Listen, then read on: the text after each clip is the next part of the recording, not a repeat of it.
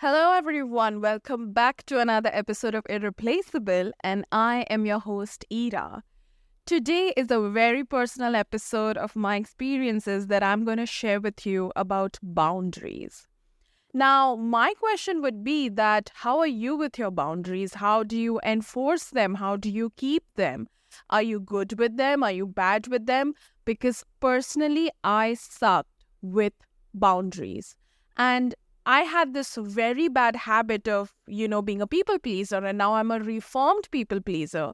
And one thing that I want to give to younger crowds, whoever is listening to me, especially my Gen Z brother and sisters, is you get taken so much advantage of when you're younger because of your people pleasing tendency, because you are just learning about boundaries and you're enforcing them.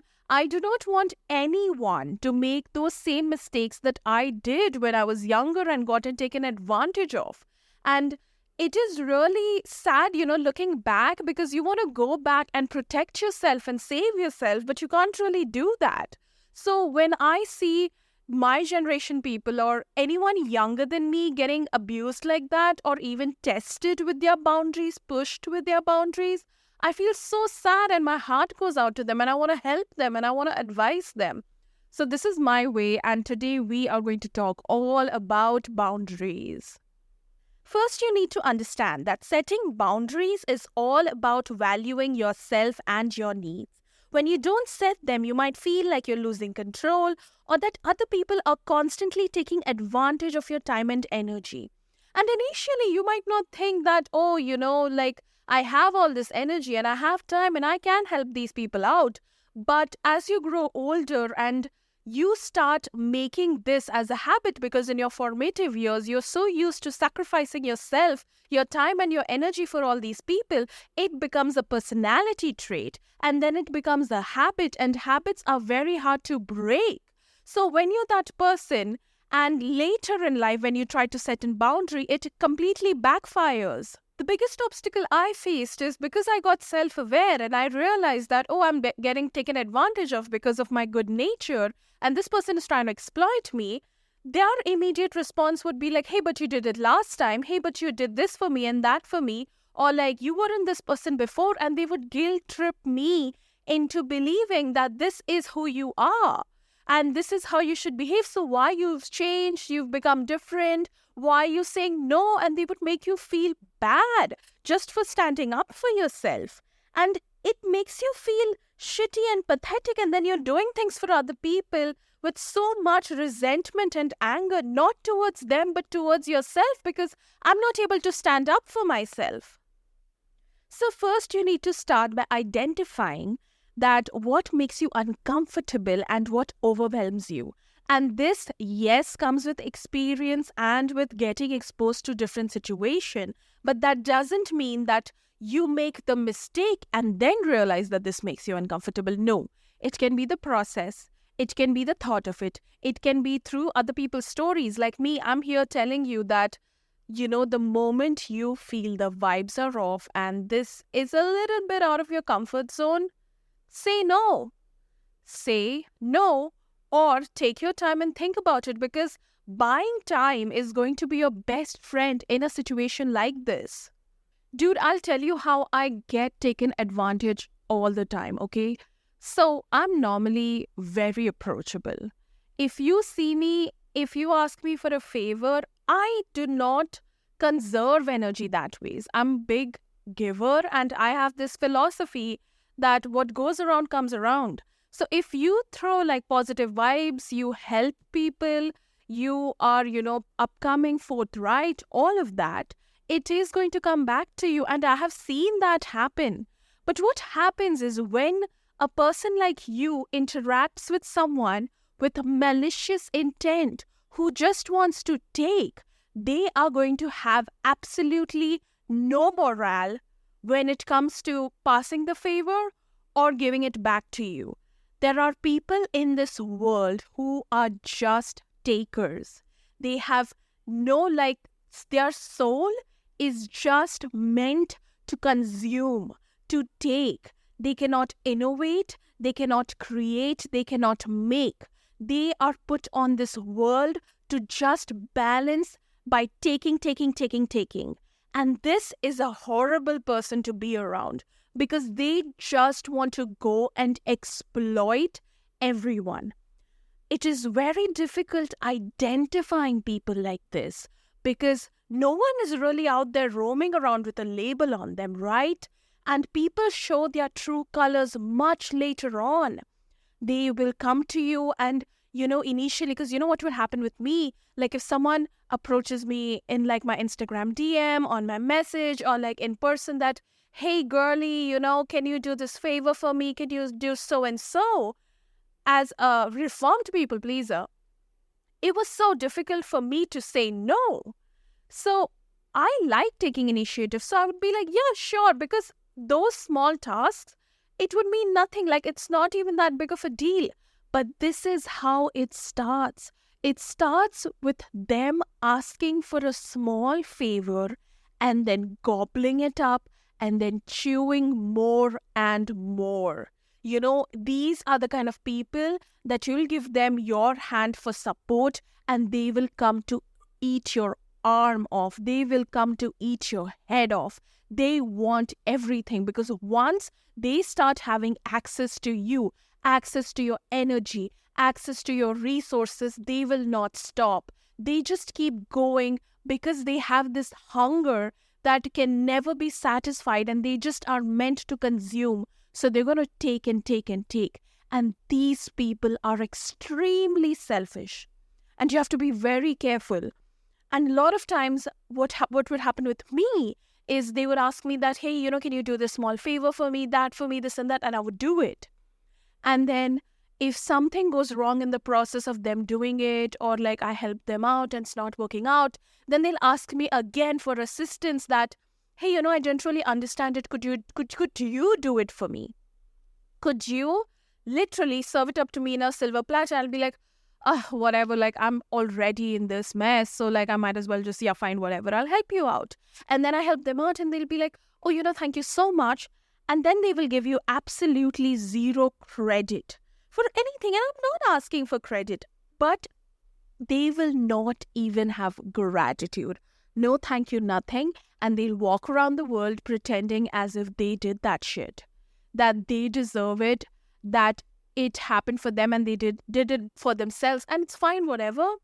And after that, it becomes a habit that, hey, can you do it again? Can you do it for my friend? Can you do it for my mother? Can you do it for my blah, blah, blah? Like you are a free agent. Stop doing free labor for people, please. Okay, please do not let people exploit that part of you because I have been that person. I have been hurt and burnt and stomped over way too many times. And I'm, rising from the ashes always like a phoenix, but it's not fair and it shouldn't happen in the first place. And then, when I started on this journey of setting up boundaries that no, you know what, I'm going to not let this person have so much access to me because a lot of times these are friends who just turned into savages. Like they weren't like that to begin with. But then they just feel that because they are friends and then they come closer to you, they can treat you worse and worse because they settle into this feeling that, oh, she's not going to leave. And this happens a lot in relationships where initially you get in and there's a lot of love bombing. There's a lot of, appreciation and the honeymoon phase and all of that. And then eventually it turns to complacency because this person just wants to like have you do everything now onwards because they think that their target was just getting into the relationship and now the whole relationship has to be carried on by you, which is not fair. And then when I initially started out, setting boundaries that, first I'm going to buy some time, then I'm going to think it over. I'm going to say no. I'm going to be very polite and nice about saying no. But I realized that over-explaining yourself and giving justification why you can't do something, they don't care about it. They will still try to guilt you. If someone wants to get their work done through you, they will do whatever it takes to extract it out. And this is where you need to step into your villain era. This is where you need to step into your Lilith and literally get mad. Like you have to be stern and strong. there has to be a balance of good energy and bad energy in you. The good energy is the creative in you. The good energy is the one that's making all the light and shining and bright. And it's everything that's, good about you. It's your center, it's your core. And everything that is bad about you should be there as a defense mechanism to just protect the good. The bad in you should be bad for other people, not for your self-destructive purposes. So you need to have that switch in you that you know when to toggle between being good and being bad, because sometimes you have to be bad to protect yourself from these vultures, because they don't understand the language of good.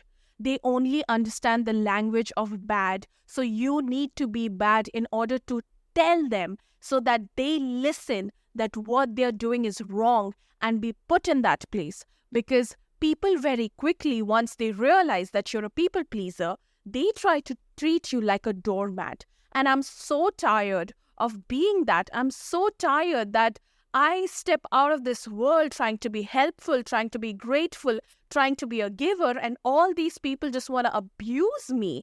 And what can I do? Like, yes, I can have the universe protect me or whatever, but if I don't protect myself, who will? So you need to protect your energy, because the brighter you shine, okay, the more all these insects are going to come towards you. It's like moth to a flame. Like all these low-lying insects are going to come running towards you to get that light from you. And trust me, you need to burn them, because they do not deserve the light you shine, darling. And you have to set consequences, because if someone continuously ignores your boundaries, you need to set clear limits, okay? You need to set consequences, because this has been with me so many times that people have used me and then ghosted me, and then they come back into my life and they pretend as if nothing bad really happened and it was all nice. But one, you need to remember the kind of shit that they did. And then you need to have those consequences, which is one, do not go back to someone who treated you badly. Do not engage with anyone who said anything bad about you. And number 3, if someone is a user, try to avoid them as much as possible. Put a barrier of access between you and them. If it's on text, make sure you don't reply to them, leave them undelivered, pretend your phone's not working, whatever it needs you to take to put that wall of, that boundary that they cannot access, okay? You need to start putting walls up. And I don't care if you lock yourself up in a tower just to protect yourself, because many people in this world are just getting abused emotionally, mentally so much, making us have this sort of guilt. And till that time, you need to heal and protect yourself and ignite that demon, not to feel bad and not to make you feel guilty for standing up for yourself. You need to work on that. You need to start cutting them off unapologetically. And why I'm stressing on being unapologetic is you sometimes feel bad. You sometimes overthink that, maybe I was the asshole in the situation. Maybe I overreacted. Darling, you thinking so much and putting all this blame on you and trying to justify their behavior. Do you think they are doing that for you? Do you think they are justifying your behavior towards them, which was something to protect you, as something that they did wrong? Are they coming to apologize to you? No, they are behaving like the victim to get you to not only feel guilty, but also do what they want you to do under pressure. This is a manipulation tactic. And if you are an empath, you need to protect yourself, because as empaths, we get carried away in emotions very easily. And others try to take advantage of your good nature. So please start practicing these 3 tips, because that's how it's going to help you.